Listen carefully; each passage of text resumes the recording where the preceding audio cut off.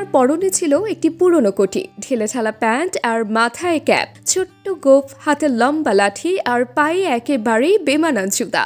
মুখে কোনো কথা নেই, কিন্তু কার্যকলাপ এতটাই মজার যে দর্শকের হাসি থামছেই না। প্রথম দেখায় মনে হতে পারে এ যেন সেই বিশ্ববিখ্যাত কমেডি কিংবদন্তি চার্লি চ্যাপলিন, কিন্তু না, তিনি একজন বাংলাদেশি তরুণ জিতু।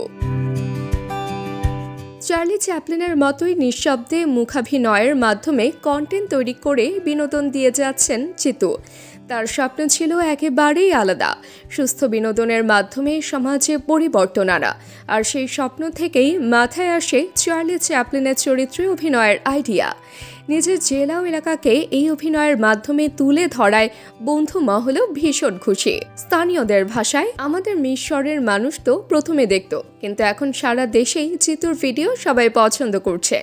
ছোট থেকে বড় সবাই তার কন্টেন্টে মজা পায়।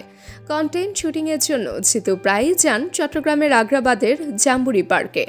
মায়ের উৎসাহ আর সমর্থনই তাকে আজকের জিতুতে রূপান্তরিত করেছে।